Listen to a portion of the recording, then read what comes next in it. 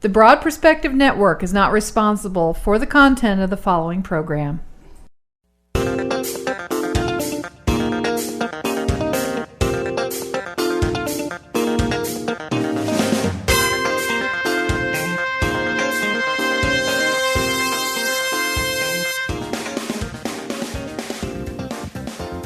Good morning, everyone. Welcome to The Broad Perspective here on the Broad Perspective Network. I'm Vivian Komori, and Katie Curley Nelson is on vacation this week, so we have a couple of guests who have decided to sit in for us, and one of them is Jakub Dolezal and Joseph Dolezal. Yes, and Joe's going to be with us at least for a few minutes here before we begin our interview with Stuart Wilde. And Stuart Wilde will be Skyping in with us from Ireland, actually. He's got an event coming up in the United States here at the end of the summer in Las Vegas about healing. And also we want to chat with him about the Olympics in London. Well, we have a lot of stuff to talk about. Stuart's a very interesting guy, and we're excited about this interview because he has insights that the average person doesn't have. Or at least I don't think the average person has. The average person I know, anyway. Exactly. No, and from what my understanding about Stuart is, he's a very spiritual person and dabbles in a lot of spiritual healing. And, you know, we have my brother Joe here who's really been concentrating on a lot of his spiritual growth. So it'd be interesting to think or ask Joe, what do you think about spiritual healing? Is it something that everybody can do and then project it onto other people so you can heal them as well? Well, I think it's spiritual healing is a very relevant art and practice. What I think it comes down to is an understanding of the self and being able to project certain energies and frequencies at people in varying intensities. So it's very legitimate. It's a very good thing when people can do it. Unfortunately, you know, we're caught so many times in our own lives and own worlds always being self-serving, self-centered, and not necessarily out of a desire or wish, but rather out of necessity, because that's just the way our culture and society is set up. But the art of healing, you know, like we talked about last week, it was, or whenever it was in the Upanishads, they talk about it. It's called pranic healing specifically. And the pranic healing it's a very interesting because it's that essence and life force that through meditation and through annihilating certain characteristics of your personality, you can start to manifest. And then when you project those certain pranic energies, then it really is responsible for what we would constitute as spiritual healing. Doesn't spiritual healing isn't that taking you outside of yourself because you're actually focusing on another person or transferring some of your energy, or you're just thinking about something more than yourself, which is kind of out of character for most folks. Right, exactly. And it's interesting because, you know, this pranic energy that's referred to, or we can, you know, colloquially refer to it as spiritual healing. Then what it essentially is it's seeing another being not necessarily as a person, as a white person or a black person or a man or a woman or a man or a child. It's rather seeing it as an energetic being which is seeking conscious evolution like you. So it's trying to see it more impersonally, if you will, but understanding that it has the same desires to want to evolve and the same desires to want to love and then the same desires to want to be healthy and free just like anybody else. But through the healers' meditative practices, whatever they may be, everybody has, you know, there's thousands of different techniques across the world. Then that healing technique is applied to the individual because the individual just hasn't discovered it or might just be making mistakes in their life, you know, which we can tangent off into big subjects itself. But that's essentially exactly, it's really about trying to help somebody else, which is really connected to you ultimately if we have to get subjective about it. You know? So when we're getting into that whole spirituality and us being humans, it sounds like, you know, sound and light are very important to the key to, you know, coming in balance with yourself. So, you know, is sound and light two different things when dealing with spirituality, or is light the outcome of the sound and the frequency and the vibrations that you're creating? Well, in the Upanishads, it's interesting how they differentiate from specific variegations or varieties of existence. You know, sound, of course, you know, is something that we register with our ear, and then light is something with the eyes. But ultimately, it's the same thing. every certain characteristics emanates everything within it. So even light, they say, has subtle sound frequencies. Of course, can't be heard by the ear, but it does. And then vice versa, even sound, or what we would consider as sound waves, sonar waves, do emanate a certain light, and this is where you get the EF frequencies from. Basically, you have the red spectrum all the way to the ultraviolet, and then each gamut extends out pretty far after that. So it's more about exactly, it's recognizing certain frequencies and not necessarily light as such or sound as such. But even sound does have equivalent effects when you're able to produce them, and this is kind of the basis of prayers and mantras. Oh, okay. When you chant them over and over, they're supposed to, the sonar characteristic of them, the sound frequency characteristic of them, produce certain effects. So if it's something like I love you, or you have somebody singing in when they're really in tune with that heart, then it comes off much different. But then if you say somebody like I hate you, you hear this saying all the time, it's not what you say, it's how you say Right, what you say. right. Which is ultimately more important than necessarily just the vulgar frequency itself. So frequencies definitely have certain energies and characteristics behind it. So it's really about mapping out, it's about offsetting whatever disease or whatever inconsistency or whatever malady that individual has, which of course starts first with the mind, then it can create cancer or an illness or a complexion or whatever it may be, and then the healer naturally would do something to nullify that disease aspect, essentially, through either mantra, prayer, or some type of pranic projection. Cool. So that's really interesting. I mean, we're not going to get into the whole conspiracy theory of things here in this conversation. We'll keep it to us. But when you think of sound, it gets you into the main media, of course, which is music. And then you realize how important music influences culture. But let's take it to this step back. I actually spoke with somebody on the phone yesterday. He was telling me that he's getting into this interesting type of healing where they actually use different types of tuning forks to vibrate a certain sound to deal with certain illnesses and help bring the body back into harmony, which is interesting when you think about it, because you have, when you look at technology today, we have noise canceling headphones and all of this stuff. So let's say that disease or that illness, it's projecting some sort of sound wave or some sort of energy. So if you could counteract that with its absolute opposite, then you would nullify it, right? You would cancel it out. It could be as simple as that, right? Right, and that's really, if you really want to get down to it fundamentally, that's kind of what it is, In music, there's reasons that the 88 keys are tuned to specific frequencies, because it has to do with the golden ratio, because these, for whatever reason, it's been discovered so many times that these frequencies are just more naturally harmonious and preferable, not only to the ear, but also to the body. They make the body, the cells, produce a certain way, and when you go in between these, it's what we call unfavorable frequencies. And so when we have cancers or diseases or illnesses, then they really tend to be a type of inconsistency in various frequencies, so it causes a type of chaos within the cellular level. So yeah, absolutely, when you project any kind of a frequency specific, even preferably the frequencies that we have. I mean, there's every culture has different ranges of frequencies. The Arabic concept of tuning accuracy is a little bit different than the Western world, and also then in Africa and also in India, it's always a little bit different. But nonetheless, there are certain frequencies that even when they're a little bit out of tune, they just seem to be they work more preferably with the human body. And again, when you cause these types of illnesses or diseases, which later then we need healing about, it's because there's just so many chaotic, really, not necessarily in between frequencies, but a lot of chaotic and rivaling frequencies. I think that's a lot of heavy-duty stuff. No. Go ahead. I was just going to say, I don't know if Stuart will go into that depth, but I think what this does, we're going to get him to talk about healing, at least for a few minutes. What this does is this is giving our listeners some strong insights into how all this works, I think. And definitely an intro to understanding spirituality. It's our discussion here is kind of giving us that little basis to get into comprehending Stuart.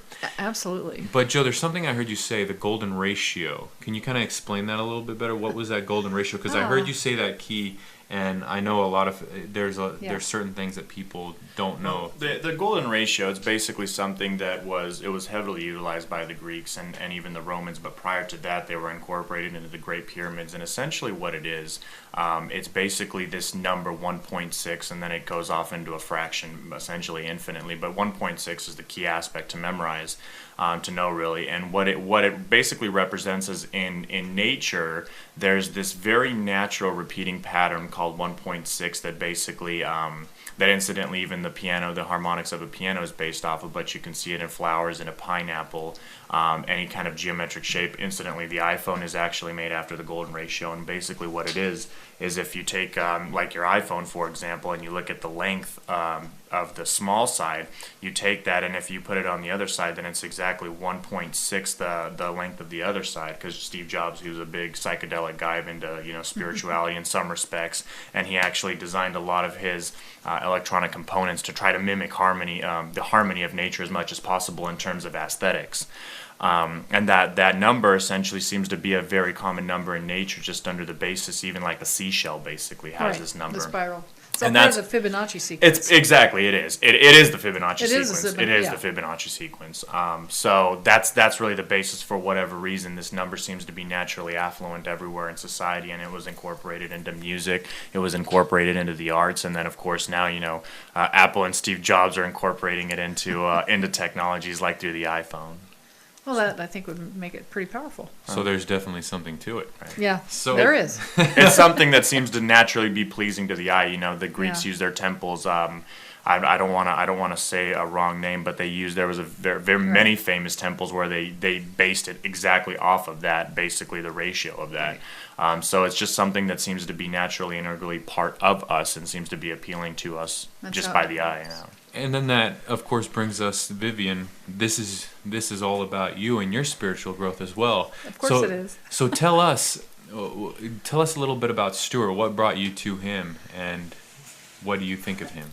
It's almost coincidental. I mean, Stuart Wilde is somebody that I've listened to and read, and my husband listens to his CDs on the way to work. My friends do as well, and he's somebody that I've always had high regard for. How he came to me was just happenstance. His publicist contacted me and said, "Do you want to chat with Stuart?" Of course. I'm like, yeah, that would be. Be yeah. careful what you wish for, right? You just might get it. Exactly. So this is actually the Broad Perspective's second interview with Stuart Wilde, and you can go back into our archives and listen to part one if you'd like. It's been several months ago actually. But this one we're hoping to talk more about what we just talked about with healing, and we're hoping to get him to touch on what's coming up in the Olympics. Yes. Because I know that he's kind of in and out of London, and he has some insights on that and all those kinds of things. Who knows what we'll talk about once we get started, but those are our intentions right now. And I know that healing's a big part of his life at this point in time, so I'm sure that we will talk about that. And I appreciate that you laid the groundwork on that so much, Joe, because it's important. People need to understand how it works, because they too might be able to tap into that energy.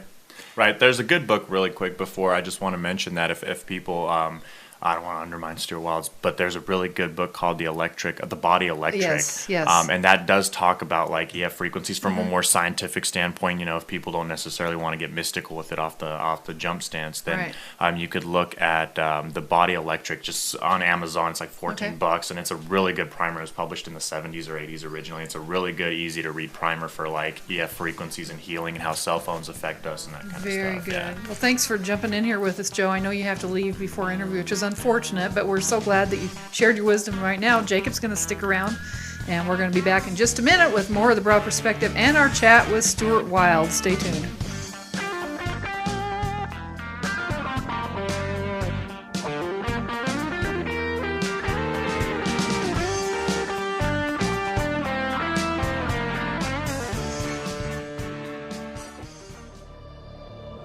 Do you ever wake up and ask yourself what's really going on in the world you live in?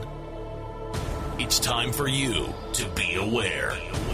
It's the #1 alternative website on the planet. TruthIsScary.com. Daily stories. Log on daily to get the latest information on the stories that radio and TV wouldn't dare to cover. Experience our curriculum with over 20 topics, from government conspiracies and extraterrestrials to meditation and nutrition, celebrity interviews. Watch exclusive videos with your favorite celebrities and find out what their alternative views are. It's your source for the information you won't find in the mainstream media. It's TruthIsScary.com. Log on today and be aware. TruthIsScary.com.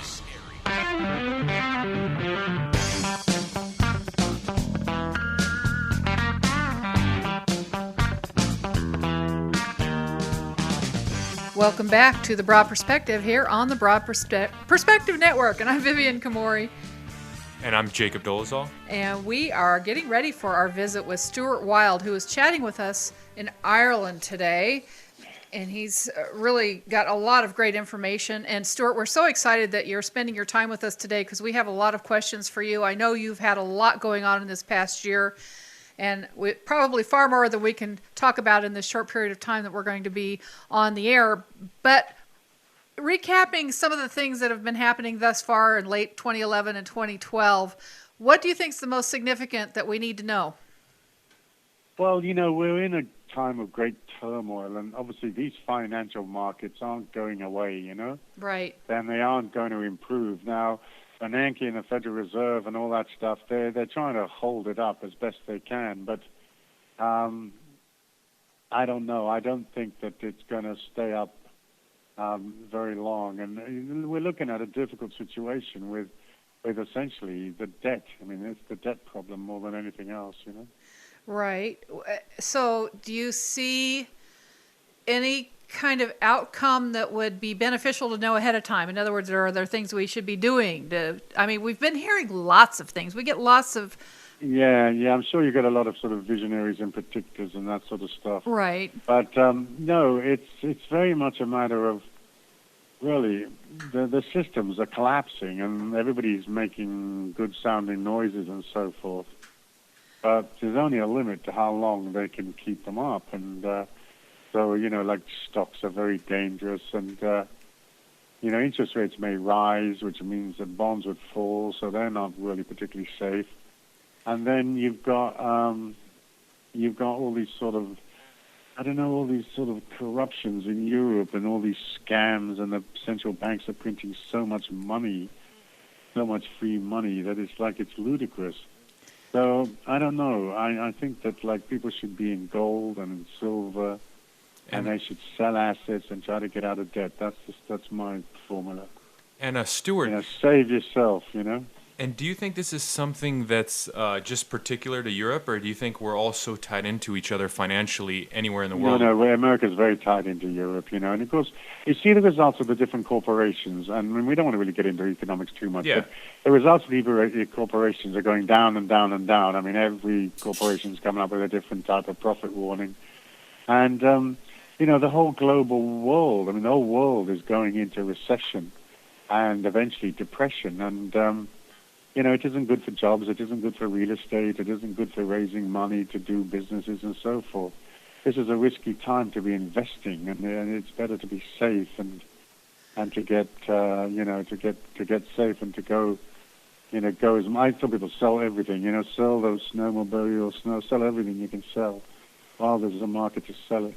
And then sell that, pay down your debt. Or we interviewed a guy recently, and his take on that was your debt's not going to matter because this is all just going to crash. And his thing was invest in silver. That's true. That's true. In many ways, paying down your debt doesn't really mean much unless you've got reason to raise more debt later or something. Right. But certainly go to gold, go to cash. Okay. And do the very best you can because it's really, really, hugely. I've got a feeling this is all being manipulated, It's not like just happening by accident. But then part of it isn't manipulated because, France is massively in debt, worse than Spain, worse than Greece. But the crisis hasn't hit there yet, That's interesting. You say France is worse? It's worse. It's got more debt per capita. It's in a much worse situation than Greece or Spain. So Belgium is completely belly up. And did you see that Cyprus just went belly up and asked for a loan? Uh-huh. And it's sort of interesting. Okay, it's a teeny little island, and I'm sure they're not trying to borrow too much, but it's endemic. It's completely endemic. It's endemic. I'll give you an example about Ireland, right? Okay. Ireland has 4.5 million people. Uh-huh. Well, the total Irish debt, if you include the private debt, the credit cards, the corporations, and the government, is 820 billion euros. Okay. Yeah, well, work that out. How are 4.5 million people gonna pay out? Are gonna pay off on 820 billion? That's a couple of 100,000 each, And nobody in Ireland really earns any money. The minimum wage is about €8.75, I think. like high-paying jobs just do not exist in Ireland. You know, there's very, very few. So the idea that every single man, woman, and child is going to come up with 200,000 is like, forget it. It's not going to happen, is it? You know? No, of course, but I mean, it's one of those things, like you were saying, that you'd expect it to, maybe it does happen on purpose, because I'm originally from the Czech Republic, and I remember when they were entering the euro. I don't understand how you can bring an economy whose money and value is so much, smaller than, let's say, England or or France, and then try to bring it up. I mean, logically, it can't happen. So I don't know how they didn't expect an outcome like this to happen. It was destined. But, bro, I've seen visions of Central Europe. I mean, I can't say it's this year or in 10 years' time, but what I saw the vision of these refugees, and they were just wandering the land, just walking up and down the roads of those Central European countries like Poland, Czechoslovakia. Like, they just didn't know where to go or what to do. There was no food, and it was like dire. It was like Mad Max, Yeah. And that's a scenario that a lot of the world faces. And so it's important for people to think about how they're going to get safe and how, what are they going to do? Even having a small amount of gold makes huge sense, because if there's a run on the dollar, if there's a run on the euro, if the bank's shut. Did you hear about that bank thing in England? It was really, really interesting. Can I tell you about it? Yeah, go for it. Okay. So, one of the English banks, a really big bank, NatWest, and the Royal Bank of Scotland, and a subsidiary bank called the Ulster Bank, they closed for 3 or 4 days. And the reason they closed was they said they were having computer glitches. And so you could go to the bank and you could pay money in, but it wouldn't be credited to your account. And it wouldn't be, you couldn't take any money out. So here we are. We've got these 3 banks that for 3 or 4 working days, we're not accepting. They couldn't give you your money, and it was all down to yes.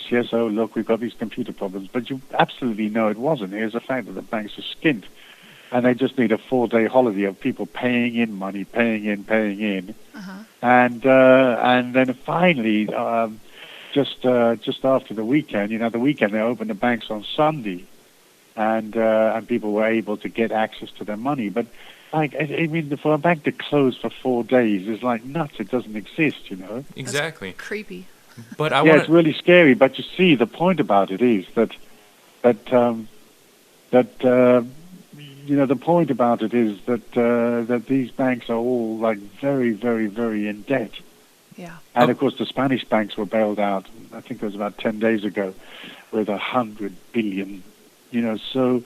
You can't trust the banks. You just absolutely cannot trust the banks. No, you can't. But isn't it a question to ask? How come people aren't asking why? I mean, if it's so obvious, let's say the bank takes 4 days off like that to collect in money, isn't it something that's hard to comprehend, that the people aren't catching on to that people aren't going, whoa, maybe we shouldn't put our money into banks. Something's going on here, and it's pretty obvious. What do you? Yeah, you desperately want to sort of trust the banks, but there's nothing to trust, Yeah, of course. Yeah. It's just they've sort of fallen apart, and I don't know. It's just very sad. It's very sad because people rely on these systems, and they presume. I don't know. Many people genuinely believe the government's telling the truth, but excuse me, they're not. And so we're looking at the metaphysics of a sort of collapse and resurgence. And do you think Stuart, sorry to get into that. I keep wanting to get to that because you're mentioning collapse. Do you really think the system would allow an absolute collapse like there was in the Great Depression, when they have such a money-making machine now worldwide? Yeah, they can print dollars and they can print euros, and they've been doing it in the trillions. But, that only reduces the level of the value of the dollars and euros that already exist. So, the euro, gosh, I remember it wasn't that long ago that the euro was 140 to the dollar. Mm-hmm. Yeah. And I think Friday it closed around 124 to the good dollar. So it's the collapse of the euro against the dollar has been astronomical. That's it's almost 10%. Yeah. So you can see how these currencies aren't going to be able to hold the lie up forever and ever and ever. And, of course, some people say, well, this is an Illuminati conspiracy to, impoverish the world and enslave the people. I'm not sure that it is, but it certainly is going to impoverish the world and enslave the people, because their dollar's going to become worthless, or the euro.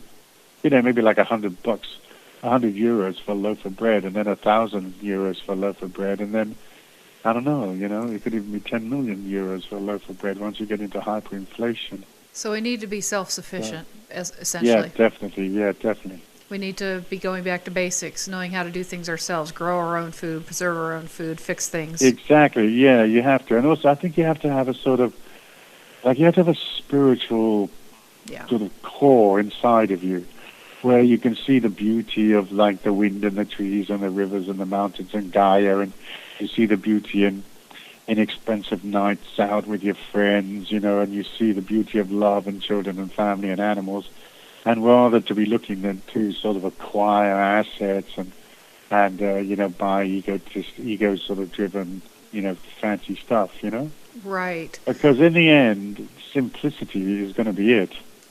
It's going to be it, and there isn't going to be any way of really. I mean, all the things that we take for granted aren't going to be there, Right. Like the day the iPods aren't there, and the day the internet isn't working, and the day you haven't got any gas for the car, and so forth. And I think that we have become so dependent on all of that. I can tell you that most people will not know how to react, and I think that the panic and the chaos that will ensue just from the simple fact that we don't have access to the technology that we've always had is really going to throw so many people for a loop. Yeah, it would, because they're so used to it, and especially the kids. Exactly. The children, Yes. they've got these things glued to their ears, if they're like sticking out of their head, the iPods and the little gizmos, and they're desperately texting each other. But I mean, in the end, will it all be there? And of course, I don't believe it will. I don't believe it. And you think that's coming? That's forthcoming soon, correct? Yeah, I do. I do believe that there'll be an overall collapse. I mean, I've seen visions of the satellites going down, and I posted those on my site, stuartwilde.com. I posted them about, 10 or 11 years ago.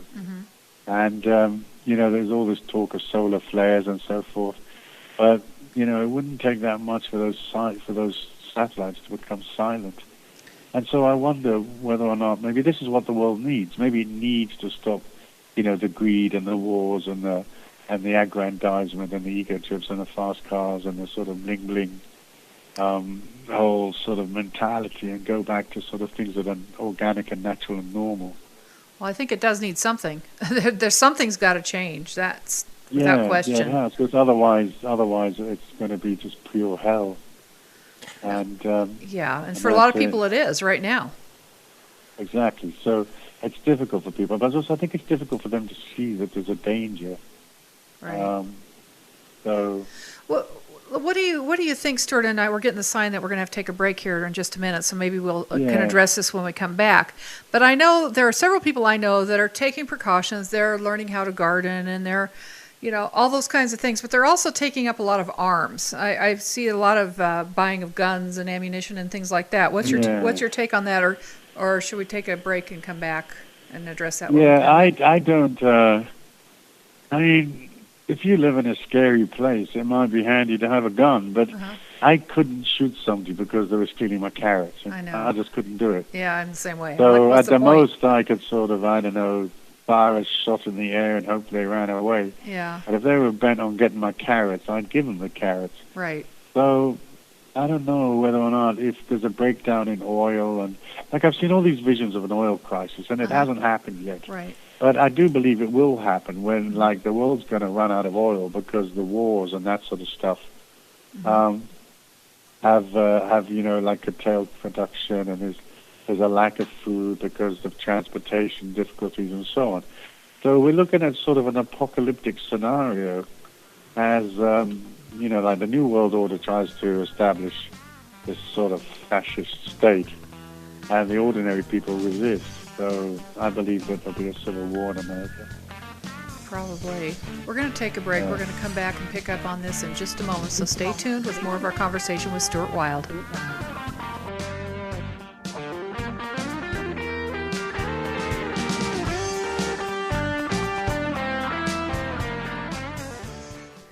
The 12th hour. A show literally about everything. Everything. A candid discussion between friends about their different perspectives on what they think may be going on. Or what is not going on. With so many different areas of information being given out, we attempt to put together the puzzle pieces to create the broad perspective of the whole picture.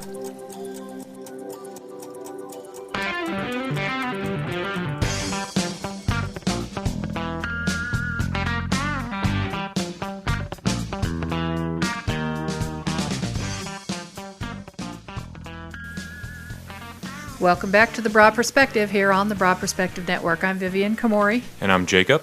And we are visiting with Stuart Wilde. And Jakub, you had a good question during this break that I'd like for you to ask Stuart. Yes, Stuart. I was asking you, and I'd love for you to give us your thought on this. You mentioned you have a lot of visions, or you've had visions where the end or the apocalyptic result that's going to happen from the way we are. Yes. Is that the only outcome you see, or is there another way or another path we can take? Well, I think an individual can create their own sort of nirvana, but it'll have to be a nirvana with simplicity and naturalness. Mm-hmm. So I suppose it's very much a matter of what I said before, depending on how their mindset is linked. If it's linked to status and, fast cars, let's say, then they're going to be traumatized when the status and the fast cars aren't there anymore. But a lot of people will reach a sort of nirvana inside of themselves through spiritual ideas and through introspection, meditation, calm, and through, heightening their awareness. Because it's been said before that during dark times, more and more light comes.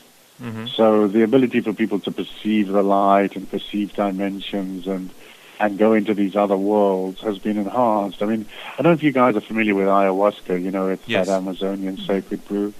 Well, myself and my partners, we've been promoting ayahuasca in various countries in South America for like a number of years now.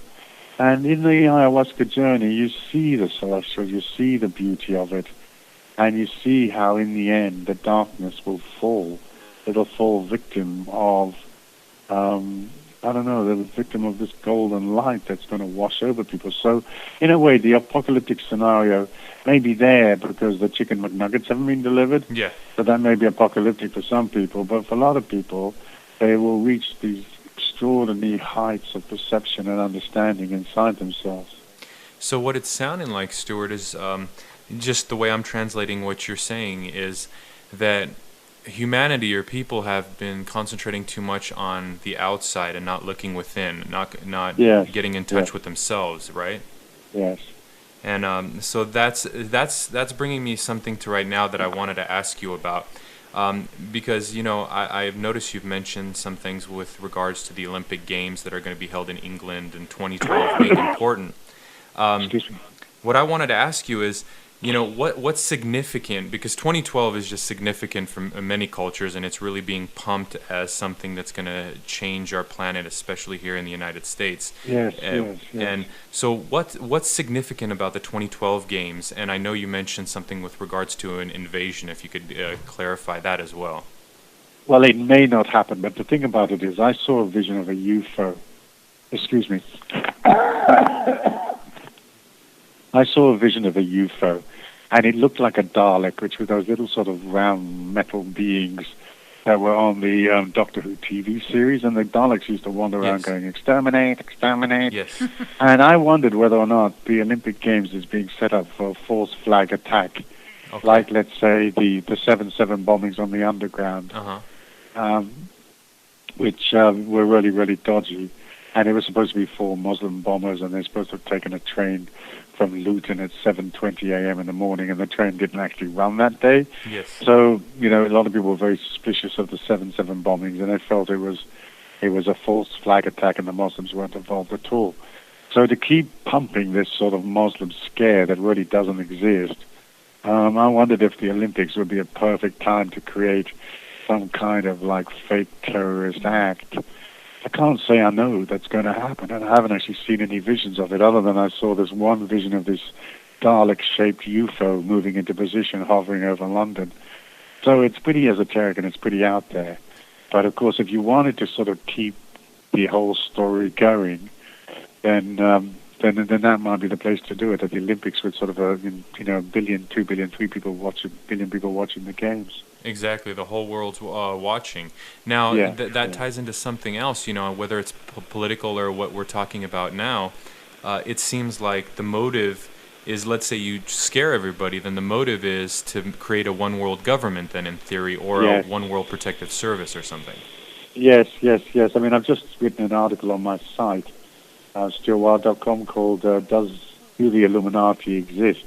But I mean, I believe they do, because there are forces of control all over the world, whether it's the Federal Reserve or the banking system or Wall Street or whatever. But this sort of keeping the world on edge with this perpetual war in Iraq, Iran, Afghanistan, possibility of a war in Iran, Afghanistan, and these other various military campaigns in Somalia and Yemen and so forth. I mean, it's all a nonsense. I mean, the BBC did a documentary, which I posted on my site a while ago, that Al-Qaeda doesn't exist. It was a complete concoction. Well, I think you're right, yeah. There is no Al-Qaeda.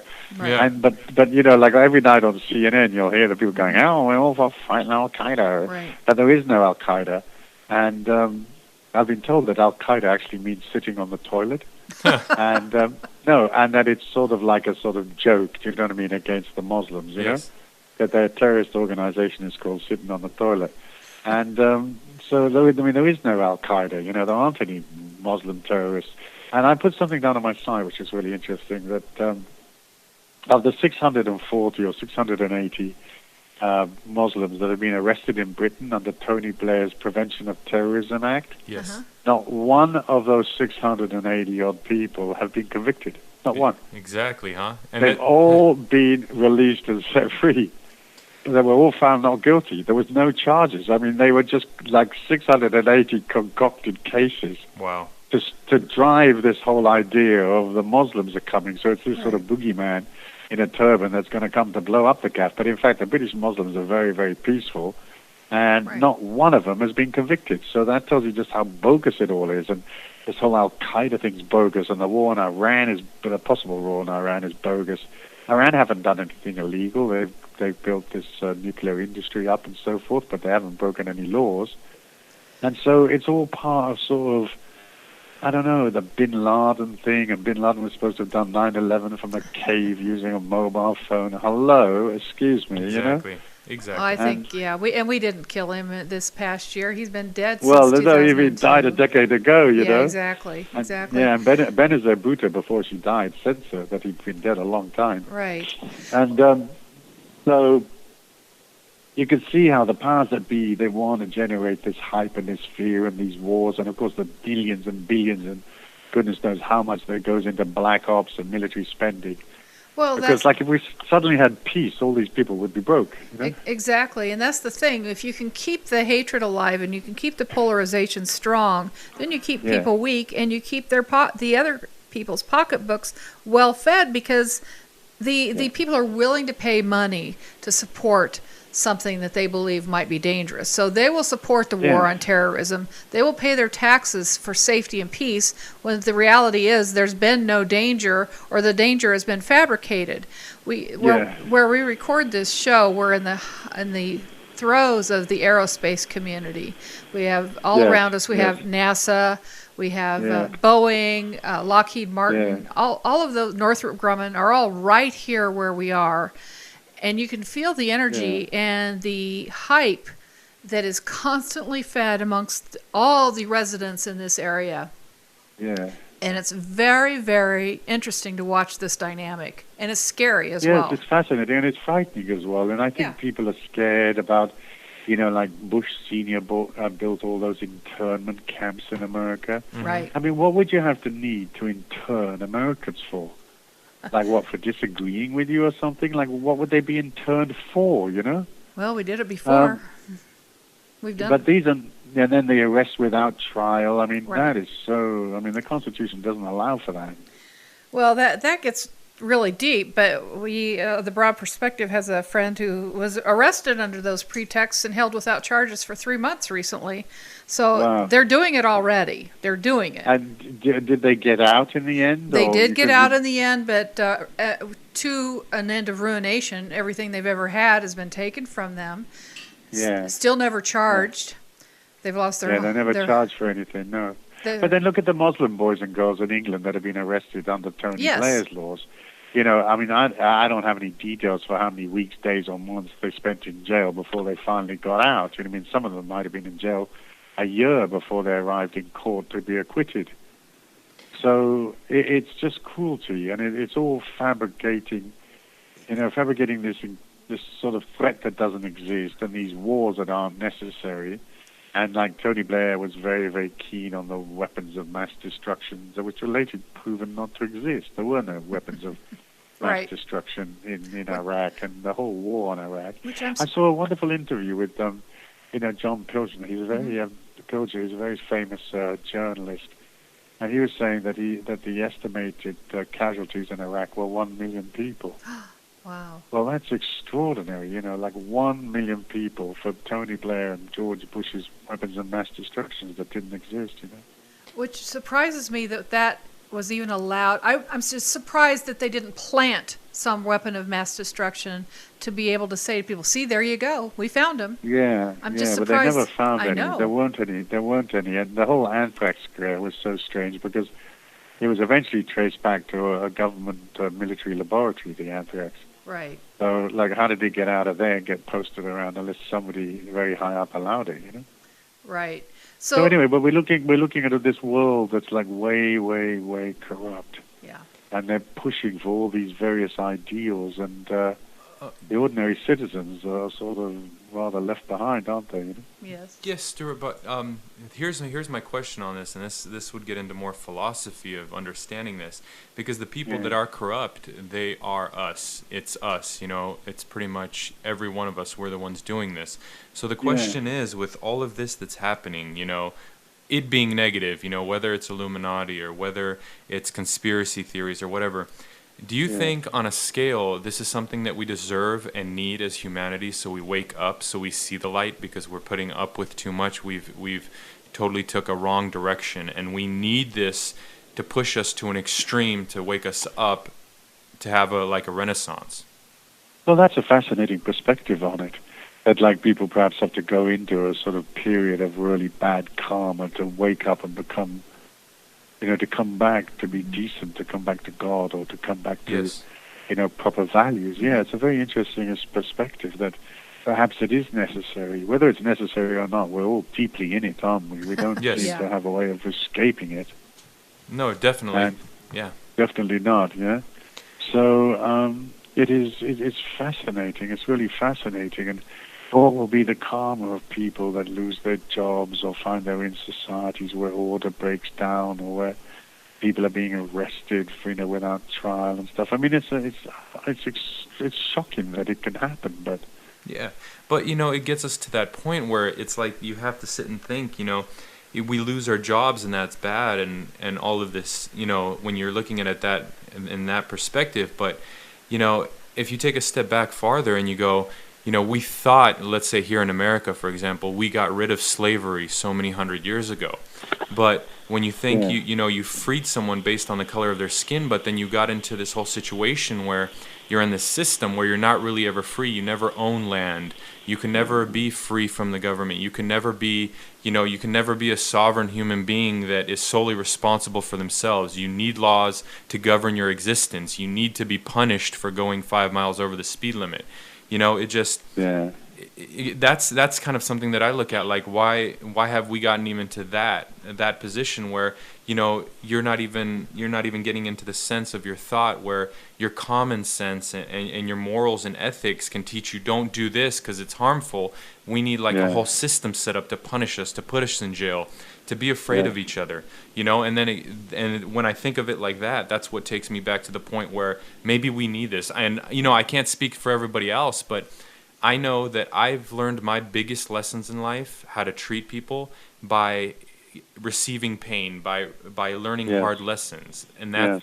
I don't know. I mean, I just wrote an article where I said that, like, laws in politics is a form of black magic because they cast spells and incantations Yes. and call them laws. Mm-hmm. And all laws are essentially prayers or incantations to the gods of restriction and pain. I mean, there aren't any laws that set you free or make you happy. Exactly. Or refund your money or help you get on or reduce your rent. We don't have those kind of laws. Right. I mean, all the laws are there to create pain. And so it's almost like as if we're sort of being run by these black magicians. And they are relentlessly passing laws that are just completely unheard of. I mean, they're extraordinary things. But what's the karma of their laws? What karma do they face? No, well, of course.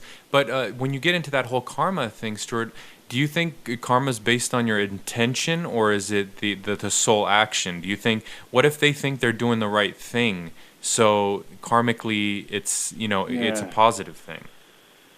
I don't know. I don't think so, because let's face it, arresting a man or a woman without trial and keeping them detained in a sort of what is sensual mental torture, they may believe they're doing the right thing, but they must know deep down they're not, I think what we should do is we should arrest all the Congress and the White House and all the people there and chuck them in the slammer for a week or 2 or 3 or 4 without a lawyer, and then come out and ask them if they would like to vote for this law.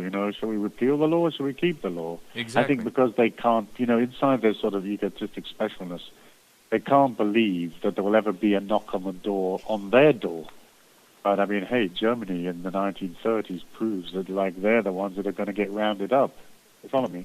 I follow They're you. not immune. I mean, these politicians and these leaders and these, these Illuminati, Zionist bankers and all of that, they all think that nothing can go wrong, but lots of things can go wrong, Well, that's the whole problem. They're coming from a premise of, well, I suppose of arrogance and ego.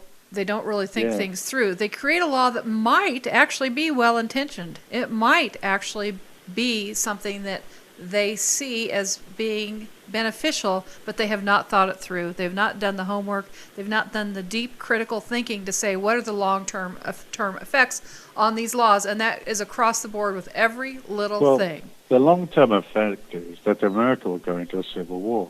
Yeah. Because in the end, the first time they start having drive-by shootings in Wall Street, you're going to see the market drop 1,000 points. Mm-hmm. But it's going to get to that, because once people see their pensions disappearing and they see the corruption of these people that run these big banks and the government and all the bribery and donations and backhanders and stuff, eventually people are just going to open fire. It's going to happen. And I've seen visions of the vigilantes, taking over the west of the country, California and so forth, Arizona, Oregon, against Washington in the east. So I think what we're going to do is have another civil war. And I think the big powers, the Illuminatis and the controllers, will lose control of a vast portion of America. Wow. We're going to take another break, and we're going to come back in just a minute. Maybe we can talk about what's safe. So we'll be back in just a minute with more Broad Perspective and our visit with Stuart Wilde. Sure.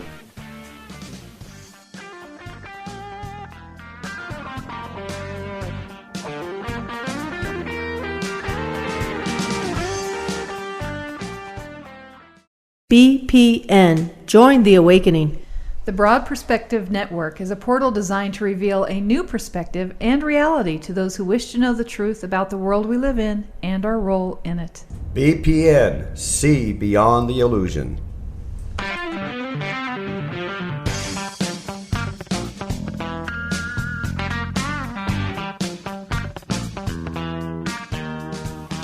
Welcome back to The Broad Perspective here on the Broad Perspective Network. I'm Vivian Komori. And I'm Jakub. And we're visiting with Stuart Wilde. This is our last segment here, and we wanted to make sure that we send people to your website, which is actually stuartwilde.com, StuartWilde.com.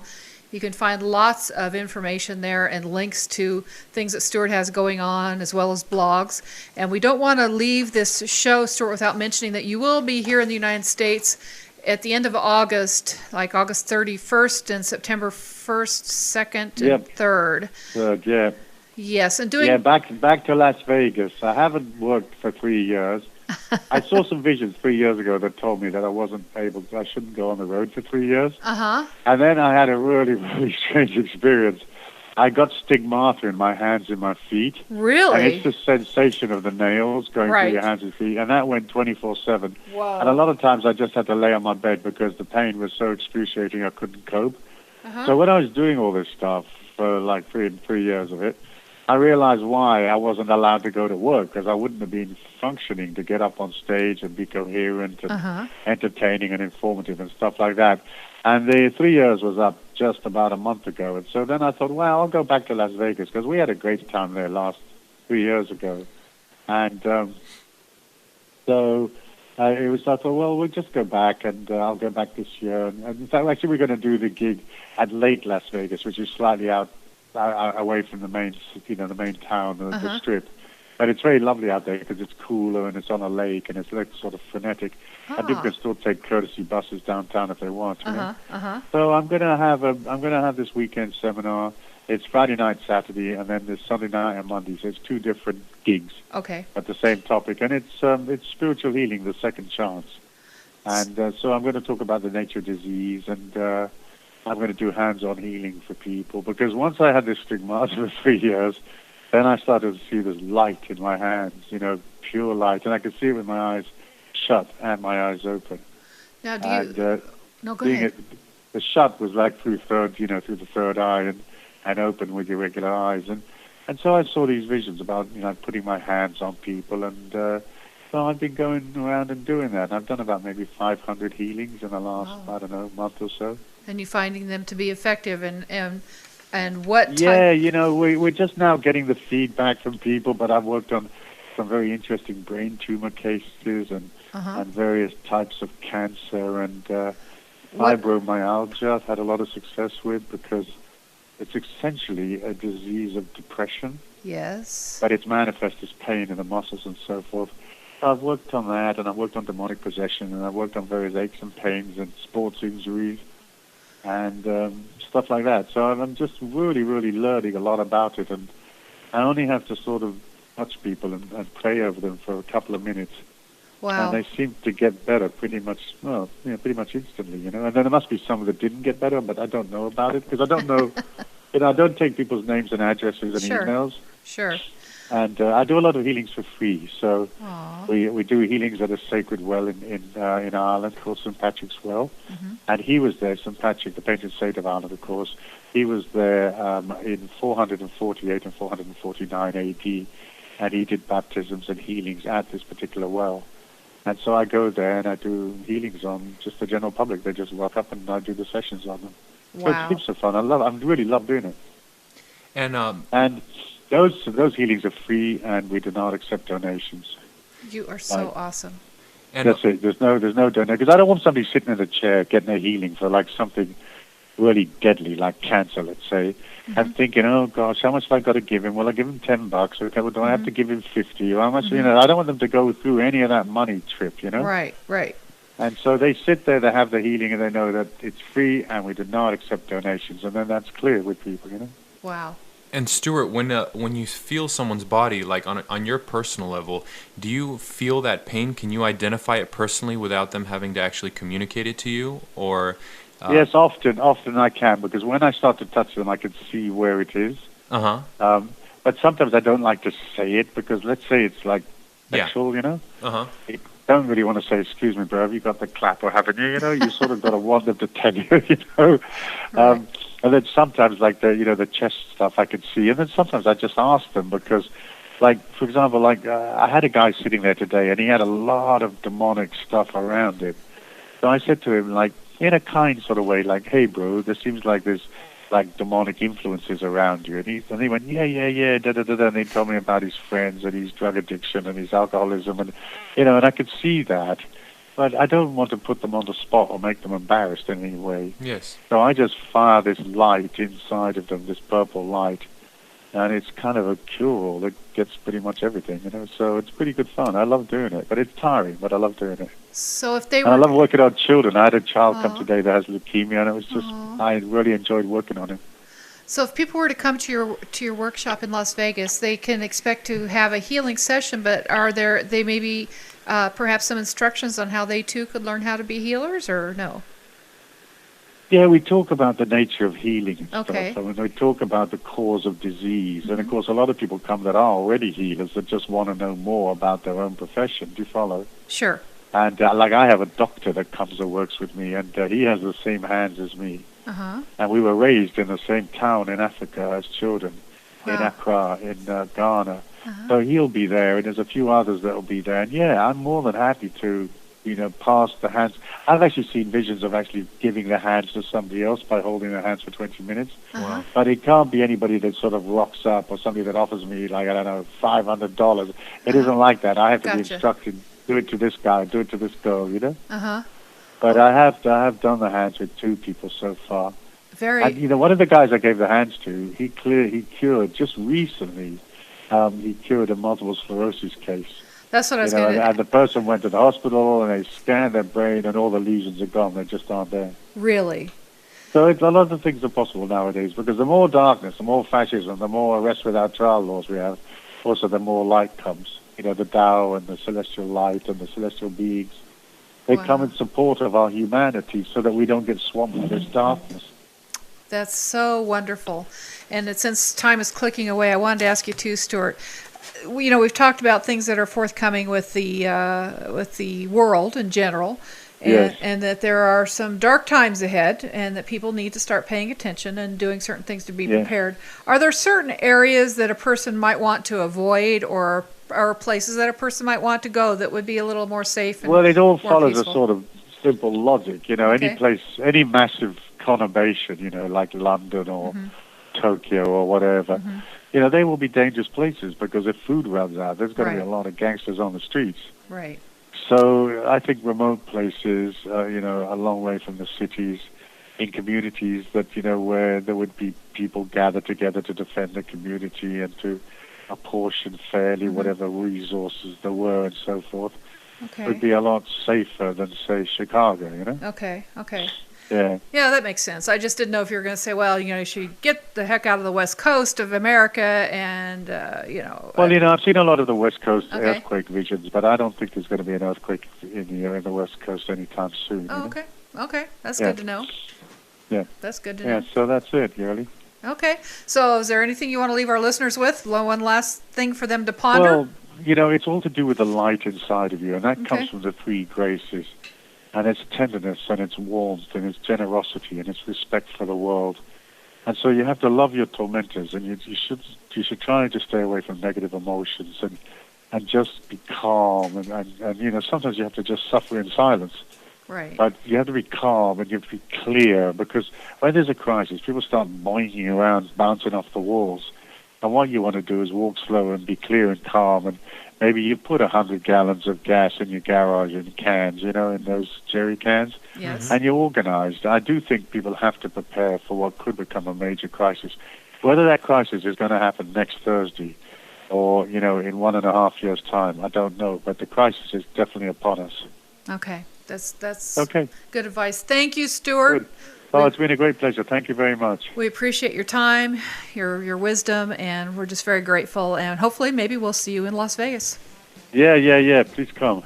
Okay, definitely. And remember, listeners, it's all perspectives. Join us same time, same place, and broaden yours. Thank you.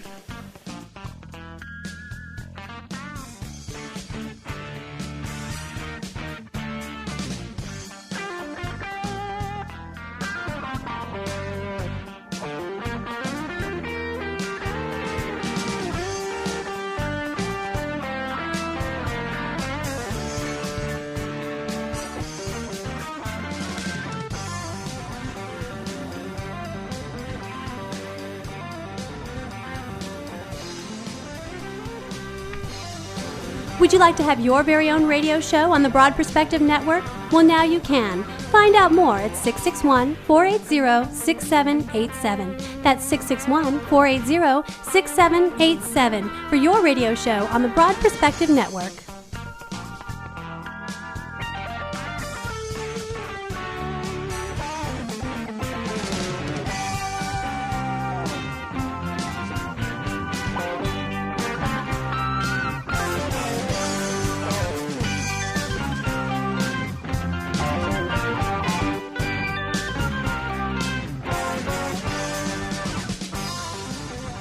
check out The Philosophy of Me with Dennis Komori, Wednesdays at 9 a.m. For details on this show, go to thebroadperspectivenetwork.com.